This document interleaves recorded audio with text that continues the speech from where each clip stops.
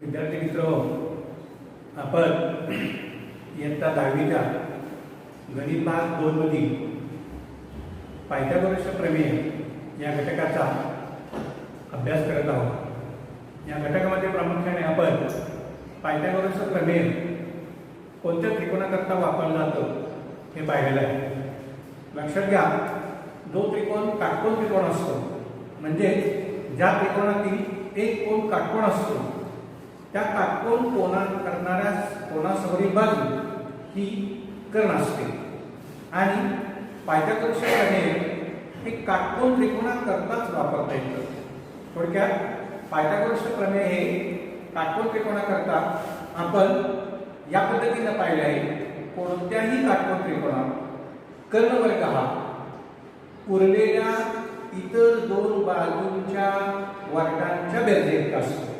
म्हणजेच काटकोन त्रिकोणातील कर्ण ही सर्वात मोठी बाजू असते आणि त्या बाजूचा वर्ग हा उरलेल्या इतर दोन बाजूंच्या वर्गांच्या बेरजेइतका असतो।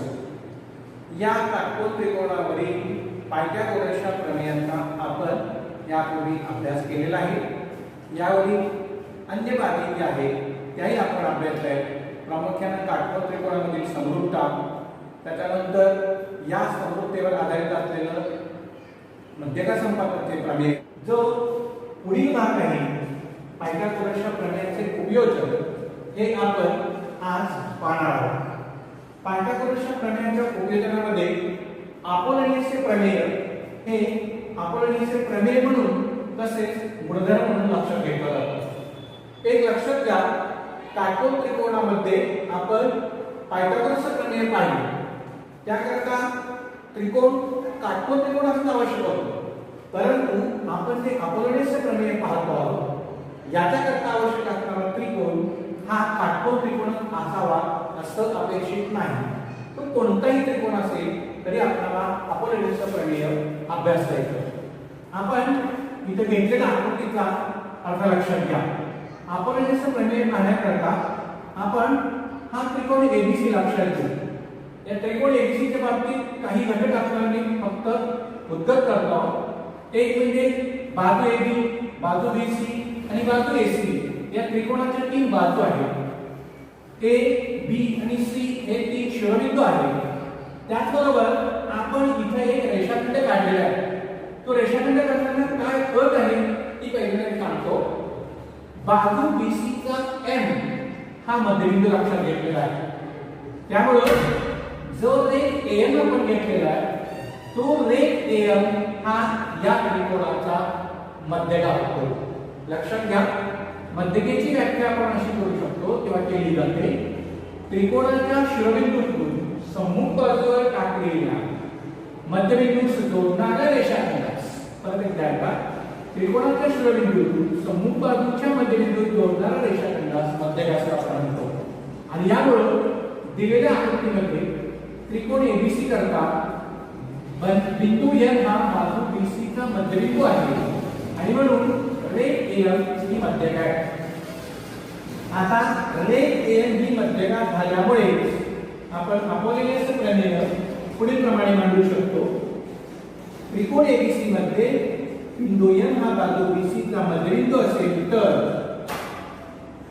बाजू एबी चा वर्ग अधिक बाजू एसी चा वर्ग बरोबर 2 गुणिले एएम चा वर्ग अधिक 2 गुणिले बीएम चा वर्ग। लक्षात घ्या, एबी वर्ग आणि एसी वर्ग यांची बेरीज म्हणजे ज्या शिरोबिंदूतून आपण मध्यका घेतलेली आहे त्याच्या उरलेल्या दोन बाजू आहेत, त्या शिरोबिंदूपासून उरलेल्या दोनच्या संदर्भात त्या एबी आणि एसी त्यांच्या वर्गांची बेरीज, ही बेरीज किती असते तर जी मध्यकेची लांबी आहे त्या मध्यकेच्या लांबीच्या वर्गाची दुप्पट अधिक जी आपण मध्यका काढलेली बाजू आहे त्या बाजूची जी निमपट आहे, म्हणजे बीएम किंवा सीएम या निमपटीचा सुद्धा वर्ग त्याची दुप्पट। थोडक्यात मी परत एकदा हे अपोलोनियसचे प्रमेय सांगतोय। एबी वर्ग अधिक एसी वर्ग बरोबर 2 एएम वर्ग अधिक 2 बीएम वर्ग। लक्षात घ्या, एएम ही मध्यका आहे। या प्रमेयाचा किंवा गुणधर्माचा उपयोग करून आपण पाठ्यपुस्तकातील सराव संच 2.2 मधील काही उदाहरणे अभ्यासणार आहोत। यामध्ये पहिल्यांदा आपण 2.2 सराव संच 2.2 मधील प्रश्न क्रमांक 1 अभ्यासूया। लक्षात घ्या, त्रिकोण PQR मध्ये बिंदू S हा बाजू QR चा मध्यबिंदू आहे आणि जर PQ बरोबर 11, PR बरोबर 17 आणि PS बरोबर 13 असेल तर QR ची लांबी काढा। प्रश्न आपण सर्वांनी लक्षात घ्या। त्रिकोण PQR आपल्याला दिलेला आहे। ज्या त्रिकोण PQR मध्ये बाजू PQ आपल्याला 11 सेंटीमीटर किंवा 11 एकक दिलेले आहे, दुसरी बाजू PR जी आहे ती आपल्याला 17 एकक दिलेली आहे आणि इथं मध्यकेची लांबी जी आहे ती आपल्याला दिलेली आहे 13 सेंटीमीटर। मध्यका निश्चितच कोणती दर्शवलेली दिसते आपल्याला PS आणि आपल्याला उरलेली जी बाजू आहे तिसरी बाजू त्रिकोणाची QR ही मिळवायची सांगितलेली आहे। आता आपल्याला इथं PS ही मध्यक आहे, PQ आणि PR या दोन बाजू दिल्या आहेत आणि म्हणून आपण इथं अपोलोनियसचे प्रमेय वापरू शकतो। प्रथमतः बघा, S हा बाजू QR चा मध्यबिंदू आहे किंवा होईल। S हा बाजू QR चा मध्यबिंदू होईल, मध्यबिंदू आहे, कारण PS ही मध्यक आहे त्यामुळे S हा बाजू QR चा मध्यबिंदू आहे। याचा अर्थ मध्यबिंदूनुसार आपल्याला जेवढं QS मिळेल तेवढं SR मिळेल, ते कुणाच्या निकट असेल तर बाजू QR च्या निकट असेल। आपण या त्रिकोण PQR करता अपोलोनियसच्या प्रमेयाचा वापर करूया। अपोलोनियसच्या प्रमेयानुसार आपण जो गुणधर्म पाहिलेला आहे या गुणधर्माचा उपयोग करून आपण ABC चा त्रिकोण विचार घेतो। आता त्याच्या ऐवजी आपण त्रिकोण PQR विचार घेतोय। काय लिहिता येईल बघा आपल्याला, प्रमेय PQ चा वर्ग अधिक PR चा वर्ग बरोबर 2 गुणिले PS चा वर्ग अधिक 2 गुणिले QS चा वर्ग। प्रत्येकदा लक्षात घ्या, त्रिकोण ABC करता आपण जसं अपोलोनियसचे प्रमेय विचारात घेतलं होतं तसं आता त्रिकोण PQR करता विचारात घेत आहोत। PQ चा वर्ग अधिक PR चा वर्ग बरोबर 2 गुणिले PS चा वर्ग अधिक 2 गुणिले QS चा वर्ग। यामध्ये आपल्याला ज्या काही धातूंच्या लांबी दिलेल्या आहेत ते आपण लिहितो। PQ आपल्याला दिलेला आहे 11 म्हणून 11 चा वर्ग, PR आपल्याला दिलेला आहे 17 म्हणून 17 चा वर्ग, PS आपल्याला दिलेला आहे 2 गुणिले PS चा वर्ग आपल्याला घ्यायचा आहे, तर पुरी PS ची लांबी दिलेली आहे 13 म्हणून 13 चा वर्ग अधिक 2 गुणिले QS चा वर्ग। इथं आपण ज्या संख्यांचे वर्ग घेऊ शकतो त्यामध्ये 11 चा वर्ग आहे, 17 चा वर्ग आहे आणि 13 चा वर्ग आहे। डायगोनलचे वर्ग अनुक्रमे येतील 11 चा वर्ग 121, 17 चा वर्ग 289, 2 गुणिले 13 चा वर्ग आपल्याला मिळेल 169 आणि 2 गुणिले QS चा वर्ग आहे राहील।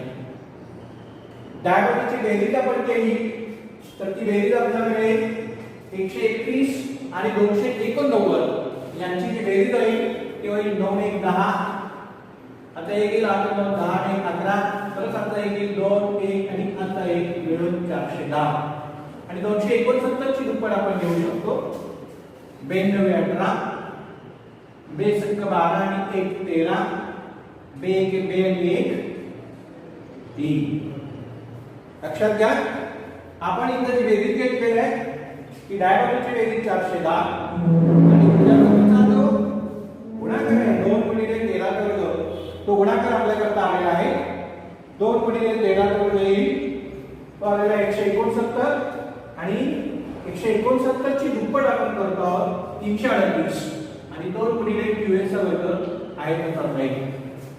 आता आपण 2 गुणिले QS चा वर्गाची किंमत मिळवत जाणार, उजव्या बाजूला असलेली राशी डाव्या बाजूला लिहूया आणि उजव्या बाजूची एक किंमत संख्यात्मक किंमत पलीकडच्या बाजूला समीकरणातून वजा करता येईल। 410 वजा 338 ही वजाबाकी आपल्याला करता येईल। 410 वजा 338 ही वजाबाकी आपण जर घेतली तर ही वजाबाकी आपल्याला करता येईल प्रामुख्याने आपण ही गणना येत असताना 410 मधून 338 आपल्याला वजा करायचे आहे. शून्यातून 8 गेले 2 शून्य आता 10 होईल. परत आता 1 येईल 3 आणि 1 4 इथे येतील 7 11तून 4 गेले 7 उरले. परत आता 1 येईल 3 आणि 1 4 4 4 0 होईल. थोडक्यात आपल्याला 2 गुणिले QS वर्गाची किंमत 72 मिळते आणि म्हणून QS वर्गाची किंमत आपल्याला मिळेल 72/2 बरोबर 36. 72/2 बरोबर 36. विद्यार्थी मित्रांनो, QS वर्गाची किंमत 36 मिळालेली आहे आणि यावरून आपल्याला QS ची किंमत मिळणार आहे ते 36 चा वर्गमूळ येणार आहे. मी थोडक्यात इथे पुढे मांडतोय. QS बरोबर वर्गमुळात 36 बरोबर 6. लक्षात घ्या, QS याची किंमत 6 आली आहे. परंतु आपल्याला प्रश्नामध्ये विचारलेली किंमत मात्र QR ची आहे आणि आपण पहिल्यांदाच ओळख केलेली आहे S हा धातू QR चा मध्यबिंदू आहे आणि म्हणून QS जेवढा असेल तेवढं SR असेल. थोडक्यात QR हे या QS च्या दुप्पट असणार आहे आणि म्हणून आपल्याला जी QR बाजू पाहिजे ती QR बाजू मिळेल 2 गुणिले QS बरोबर 2 गुणिले 6 बरोबर 12. थोडक्यात आपल्याला QR ची जी लांबी मिळणार आहे ती 12 मिळणार आहे. इथे एकक आपल्याला दिले नाही, सेंटीमीटर असेल मीटर असेल म्हणजे कोणतेही एकक असू शकतं लहान मोठं. तर आपल्याला जी त्रिकोण PQR मध्ये दिलेली तिसरी बाजू QR निवडायला सांगितली होती त्याची किंमत या उदाहरणाकरता आपल्याला 12 मिळालेली आहे. तर अपोलिनेशच्या प्रमेयाचं जे काही आपण स्पष्टीकरण या उदाहरणाद्वारे पाहिलेलं आहे त्यानुसार आपण त्रिकोण दिलेल्या त्रिकोणामध्ये जी बाजू मिळवायची सांगितली होती त्याची किंमत आपल्याला मिळालेली आहे 12. विद्यार्थी मित्रांनो, या उदाहरणाप्रमाणे आपण पुढचे उदाहरण पाहू. सरासंच 2.2 मधील प्रश्न क्रमांक 2 कडे लक्ष द्या. यामध्ये त्रिकोण ABC मध्ये AB बरोबर 10, AC बरोबर 7, BC बरोबर 9 आणि बिंदू C मधून बाजू AB वर काढलेल्या मध्यरेषेची लांबी आपल्याला विचारलेली आहे. लक्षात घ्या, त्रिकोण ABC जो आपण विचार केलाय याच्यामध्ये बिंदू C मधून बाजू AB वर मध्यरेखा घेतलेली आहे आणि त्या मध्यरेषेची लांबी विचारलेली आहे. प्रामुख्याने आपल्याला इथे त्रिकोणाच्या तिन्ही बाजू दिले आणि मध्यरेषेची लांबी विचारली आहे. फक्त या तिन्ही बाजू देताना आपल्याला जी मध्यरेषेची संकल्पना आहे ती लक्षात घेतली पाहिजे. CD ही मध्यरेखा असल्यामुळे बिंदू B हा AB चा मध्यबिंदू होईल आणि त्यामुळे आपल्याला AD आणि BD यांच्या किमती AB च्या निकट मिळणार आहे. लक्षात घ्या, आपण इथे पहिला लक्षात घेऊया. दिलेल्या माहितीनुसार रेख CD ही मध्यरेखा, रेख CD ही त्रिकोण ABC ची मध्यरेखा. यामुळे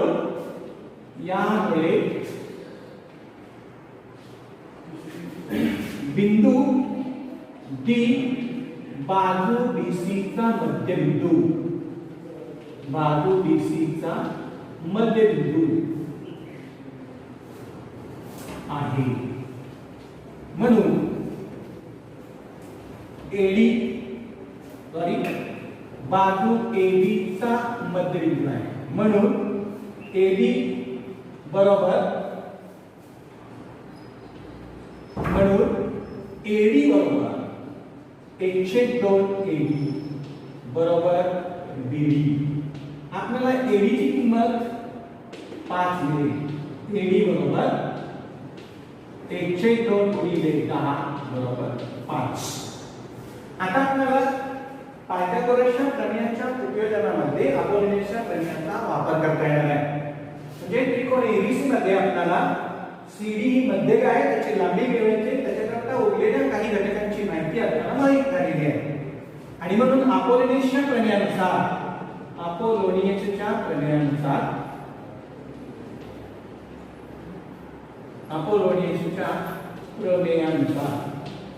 लक्षात घ्या, अपोलिनेशचे प्रमेय आपल्याला आता या त्रिकोण ABC करता वापरता येईल. ते म्हणजे बाजू AC चा वर्ग अधिक बाजू BC चा वर्ग बरोबर 2 गुणिले AD चा वर्ग अधिक 2 गुणिले CD चा वर्ग. लक्षात घ्या, यामध्ये मध्यरेखा CD आहे आणि बाजू AB चा D हा मध्यबिंदू आहे. उजवी बाजू मांडताना आपण 2 गुणिले CD चा वर्ग अधिक 2 गुणिले AD वर्ग असेही मांडू शकतो. काही वेळेला आपण 2 गुणिले AD वर्ग अधिक 2 गुणिले CD वर्ग असं मांडलं तर त्याचे फारसा फरक होणार नाही, कारण ही बेरीज क्रमनिरपेक्ष असते. आपल्याला दिलेल्या बाजूच्या माहितीनुसार AC ची किंमत 7 आहे म्हणून 7 चा वर्ग, BC ची किंमत 9 आहे म्हणून 9 चा वर्ग बरोबर 2 गुणिले AD ची किंमत आपल्याकडे 5 म्हणून 5 चा वर्ग अधिक 2 गुणिले CD चा वर्ग. याचा आपण वर्ग घेतले 7 चा वर्ग 49, 9 चा वर्ग 81 आणि 2 गुणिले 5 चा वर्ग येईल आपल्याकडे 25 अधिक 2 गुणिले CD वर्ग आहे तसेच राहते. त्यानंतर आपण पुढे लिहित जाऊ. 49 आणि 81 यांची बेरीज होईल आपल्याकडे 130 बरोबर 2 गुणिले 25 म्हणजे 25 दुनी आपल्या लक्षात येते 50 अधिक 2 CD वर्ग.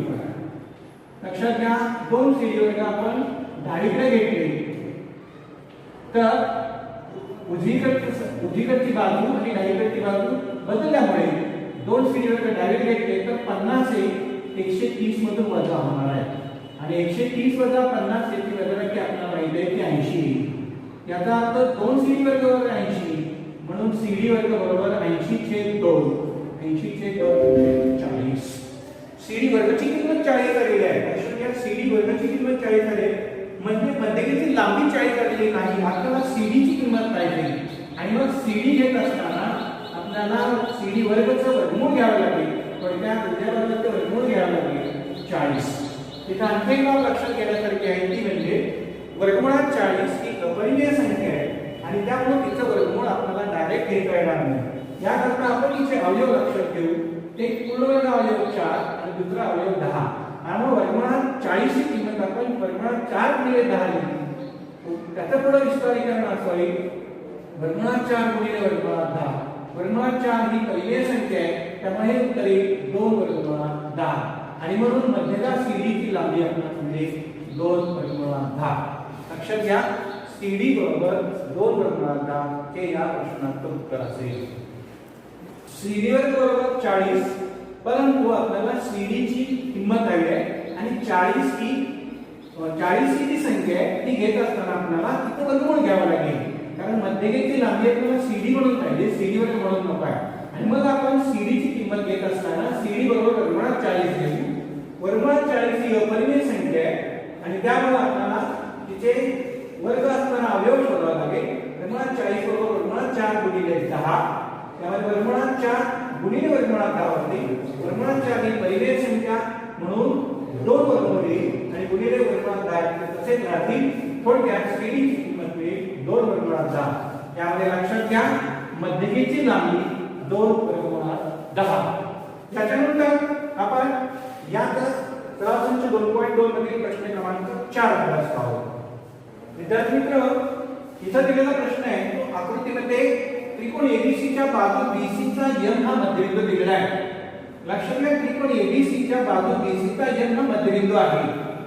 जर AB वर्ग आणि AC वर्ग म्हणजे ज्या ठिकाणातून मध्यगा काढलेले आहे त्या शिरोबिंदूच्या ज्या उरलेल्या 2 बाजू आहेत संलग्न बाजू आहेत त्या बाजूंच्या वर्गांची बेरीज आपल्याला दिलेली आहे 290 सेंटीमीटर.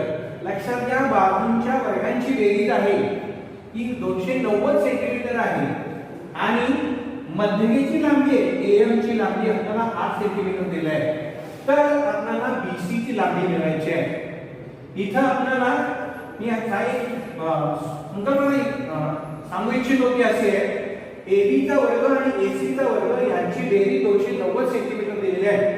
लक्षात घ्या बाजूंच्या वर्गांची बेरीज दिली आहे ती 290 सेंटीमीटर आहे पण ती 290 सेंटीमीटरचा वर्ग अशी दिलेली नाही. कारण काय लक्षात घ्या कोणत्याही बाजूचा वर्ग जेव्हा केला जातो तेव्हा त्या बाजूचा वर्ग होतो पण सेंटीमीटरचा वर्ग होणार नाही आणि म्हणून इथे AB वर्ग आणि AC वर्ग बरोबर आपल्याला दिलेला आहे 290 सेंटीमीटर. ते क्षेत्रफळ असतं तर त्याचं उत्तर आता एककाचा वर्ग झाला. ते क्षेत्रफळ नाही बाजूंच्या वर्गांची बेरीज आहे. ठीक आहे. यानंतर आपण या प्रश्नाचं उत्तर बघूया. सोल्युशन मध्ये आपल्याला काय लक्षात येत आहे त्रिकोण ABC च्या बाजू BC चा M हा मध्यबिंदू आहे हे आपल्याला अट दिलेली आहे. बाजू BC चा M हा बाजू BC चा मध्यबिंदू, म्हणून जर तो मध्यबिंदू असेल तर आपणास BM बरोबर CM बरोबर 1/2 BC असं मिळेल. लक्षात घ्या, M हा बाजू BC चा मध्यबिंदू आहे, त्यामुळे BM बरोबर CM बरोबर 1/2 BC असेल. यापुढे जाऊन आपल्याला अपोलोनियसचे प्रमेय वापरता येईल, कारण M हा मध्यबिंदू झाल्यामुळे रेघ AM ही या त्रिकोण ABC ची मध्यगाव आहे आणि मग आपण अपोलोनियसचे प्रमेय वापरू शकतो. आणि म्हणून आपल्याला अपोलोनियसच्या प्रमेयानुसार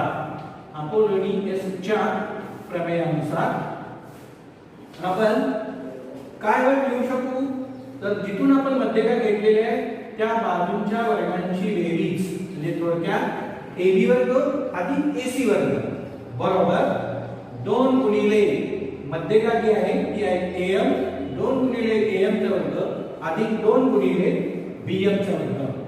आपण AB वर्ग अधिक AC वर्ग याची जी किंमत आपल्याला दिलेली आहे ती दिलेली आहे 290 आणि मध्यगेची लांबी आपल्याला दिलेली आहे 8, 2 गुणिले 8 चा वर्ग. बऱ्याच वेळा इथं एक चूक घडण्याची शक्यता राहते ती अशी की 2 गुणिले 8 चा वर्ग करत असताना विद्यार्थी 2 गुणिले 8 16 करतात आणि 16 चा वर्ग करतो. तो घडू नये ही लक्षात घ्या. अधिक 2 BM वर्ग हे पुढे ऍड इट राहतील. आपण इथं 290 घेतले, 2 गुणिले 8 चा वर्ग आपल्याला मिळतंय 64 अधिक 2 BM वर्ग आहे तसेच राहतील. याच्यामध्ये आपल्याला 290 बरोबर 64 आणि 2 चा गुणाकार आपल्या करता 128 येईल किंवा 2 चौक 8 2 7 12 अक्षर येईल अधिक 2 BM वर्ग आहे तसेच राहतील. लक्षात घ्या, आपण 2 BM वर्ग बरोबर आता आपण पुढची समीकरणाची पायरी लावत असताना आपण असं म्हणतो 2 BM वर्ग बरोबर उजवी बाजू डावीकडे घेतले, दोन्ही बाजूंचा एकमेकांकडे काय होईल इंटरचेंजिंग होतील साइड्स, त्यामुळे 2 BM वर्ग बरोबर 290 वजा 128. मला वाटते आपल्याला ही वजाबाकी सगळ्यांना जमेल. याला आपण बेरीज म्हणू शकतो किंवा वजाबाकी घालता 290 वजा 128 ही वजाबाकी आपण घेतली, शून्यातून 8 गेले तर 2 जातील. आता आपल्याकडे येतील 2 1 3 2 होतील 9 आहे तिथं आणि आपल्याकडे 3 झाले जे 6 होतील. आता आजचा येणारच नाही, 2 वजा 1 येईल. परत लक्षात घ्या, 290 वजा 128 10 किंवा 0 यातून 8 गेले तर 2, आता येईल 2 1 3 होतील आणि हे 9 आहे 3 मधून 2 गेले 6 आहे, 2 वजा 1 1 राहील. म्हणून आपल्याला BM च्या वर्गाची किंमत आहे 162/2 हा भागाकार किंवा संक्षिप्त रूप 81. विद्यार्थी मित्रांनो म्हणणार 81 BM वर्ग बरोबर 162/2 बरोबर 81, म्हणून BM बरोबर वर्गमुळात 81. वर्गमुळात 81 ही परिमेय संख्या आहे, कारण 81 हा 9 चा वर्ग आहे आणि म्हणून आपल्याला याची किंमत मिळेल 9. लक्षात घ्या, आपल्याला BM ची किंमत 9 मिळाली, पण M हा बाजू BC चा मध्यबिंदू आहे आणि आपल्याला अंतर BC काढायचं आहे. आणि मग आपण पहिल्या समीकरणामध्ये किंवा पहिल्याच गटीत लिहिले BM बरोबर CM बरोबर 1/2 BC.